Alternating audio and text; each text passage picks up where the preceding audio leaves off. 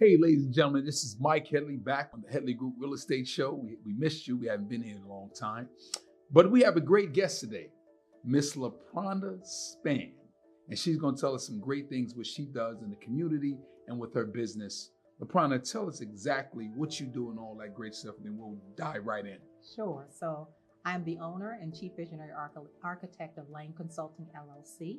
I'm also the moderator of Commissioner Vilma D. Leake's Small Business Consortium in the Charlotte, North Carolina area, where we assist small business owners in understanding government certifications, contracting, and contractual opportunities, as well as a ton of networking to do business together. Wow, you see that?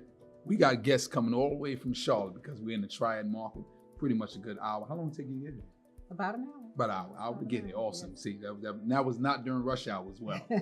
Tell us exactly, because you said a lot there. Tell us exactly what do you do in terms of just step by step the bulk of your business, and then get us the layers though later on. Sure. So what I consider myself is I am a diversity services consultant. Okay. And what that means is I assist small businesses with getting certified to do business with government and major corporations, because most of us don't understand that process and what that entails. And then I also work with government agencies as well as major corporations to increase their spending amongst minority women and small businesses who are certified to do business with them. So the fact that you said doing business with the government, which from my understanding, the government is the largest buyer and servicer in the country. Is that correct? Certainly.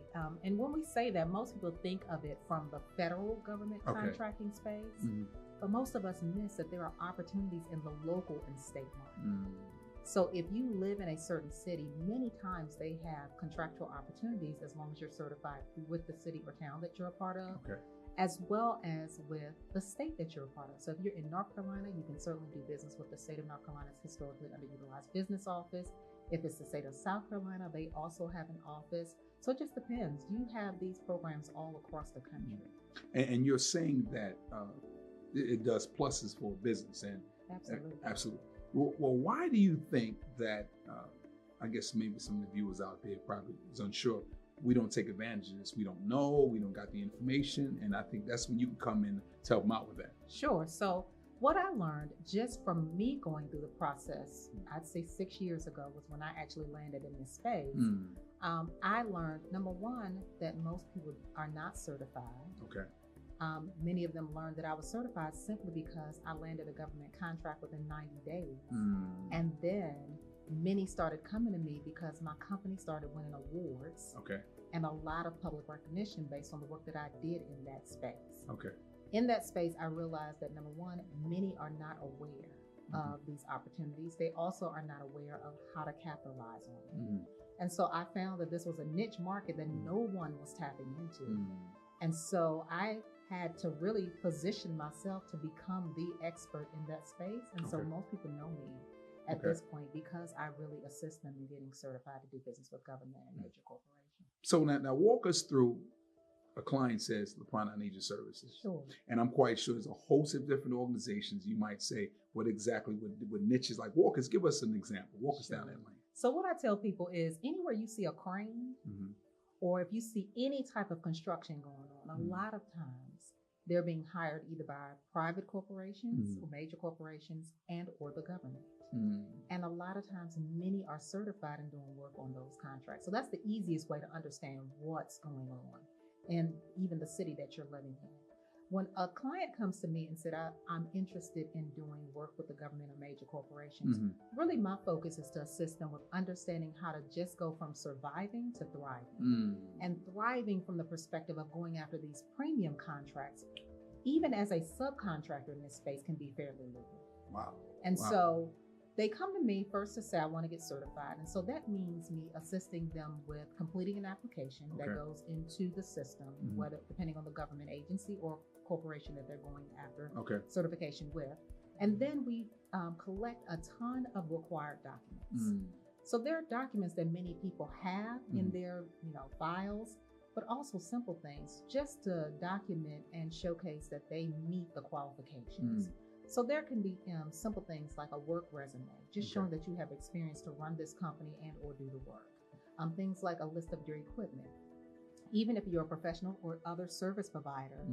So everybody can apply. Anybody that has a business, is there a certain stigma or is there a certain foothold where as though they can't pursue it, or is it open for any and everybody? So it depends. I won't get into all the nuances, because there's this term called race neutral, meaning you can be a white male, white female, you can be a Black, Hispanic, Asian American, Native American. Race neutral means anyone that fits under their small business standards or criteria can certainly apply to become certified. If it's race conscious, then they're really targeting the minority or the woman-owned business. Gotcha. Does a person have to have a certain amount of experience or know John or Jane Doe to help with that process? So technically the answer is yes, because the government buys expertise. Major corporations like to buy expertise. They want to know that you've done this already. However, I'll be very honest. I had not done work in the space from the perspective as a company owner, but I had done this type of work when I was in corporate America. So I was able to transfer that experience over into my company and was still able to land that contract in 90 days. 90 days. And you mind us elaborating a little bit on that, what kind of contract that was? Sure. So out the gate, I ended up getting certified in January of 2014. I partnered with another small business owner, because you can partner with other small business owners to build up your capacity to do a certain job. We went after it together and landed a contract with the Charlotte Area Transit System. Wow. So right out the gate, I landed a contract with a large entity based on my skill set. And it was a grants management selection process where we handled funding that they had received from the Federal Transportation Administration to disseminate within the community. Can you use that experience you just by getting that contract as a leverage for another contract? Absolutely. You can. Absolutely. And is that what whoever the contracting officer is or whoever the procurement officer is, they can say, well, you know something, we see LaPronda and her company connected with John and Jane Doe, we'll use them on a future contract. Certainly. So you certainly want to leverage that. And one of the things that I learned after I had completed the project is go back and ask them for a letter of recommendation. You hear that? That's a good note. They always and ask for. Say it again. Go back and ask for a letter of recommendation. If you do a great job, completed the work, and can stand on the work that you've done, then certainly go back and ask for the letter of recommendation, because that carries weight, and you can go to the next decision maker within government or major corporations and say, I've done this work already. And I'm looking to provide those same skills, strengths, quality, professionalism, and excellence in your space as well. So now that once a person gets on board with yourself, you help them through the process as far as with the filling out the contract, and they get a designation. Sure. Now, once they get the designation, is it money falling out the sky there? Oh, goodness, no. So the first thing I tell people is, if your proposal is the first introduction of your company to any decision maker, agency, or city department that wants to do business, then you don't understand this process. Because next is really meeting with the gatekeepers within the city government, local government, county government, state government, that can get you to the decision maker. Okay. Let me interject right quick. And I just want to make sure you said that, meet with the gatekeepers. Is there and again, on one thing I show, we're real, we're black and white. Is there any favoritism? Or is there any, something, we're going to pick him because we've done business with them, or we like them because they answer the phone a little quicker? Give us that. Some of it may be. Okay. I can honestly say that I haven't had that experience. Certainly prime contractors have their picks of who they like to do work with. When people show up and do quality work with professionalism, are on time, meet deadlines, then they certainly have their favorites. But again, that's about the company operating at a certain level of excellence and professionalism. Gotcha, exactly. You still got to perform, basically, absolutely. once you get in. Yeah. Okay, gotcha, okay. And even when we fail, sometimes we'll fail. I failed at with clients and with, even with some of the contracts that I've been on, you honor it, own it, and let that be known, and then go back and figure out how to correct it and make it right. And I think that goes further. I think many a times we fail and then we try to hide behind it, or we blame other people. Own it. Wrong steps to make. Yeah, sure. So own it.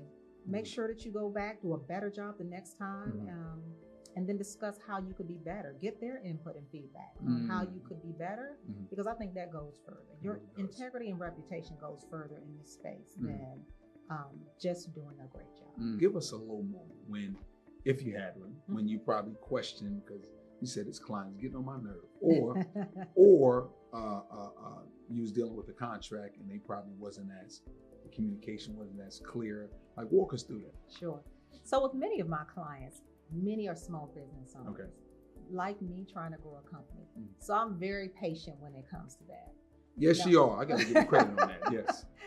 Because I understand it. The only thing that kind of gets to me a little bit is when a client has taken a year to get me information that's needed. Oh, wow. And then they want me to stop everything that I'm doing to get something completed right then and Gotcha. there.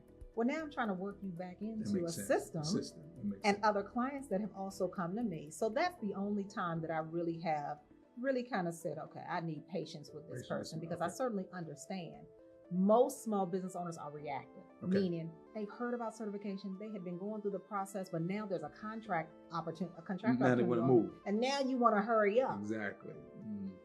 So just be proactive and just get it done.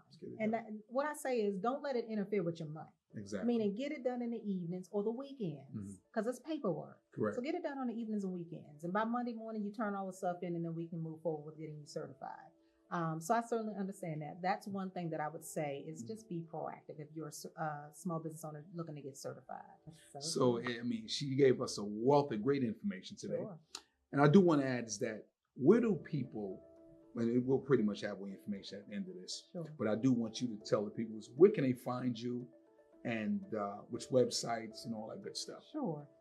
So I am at www.lane consulting, that's LAIN consulting, LLC.com. I'm also on Facebook at Lane Consulting, so facebook.com/Lane Consulting.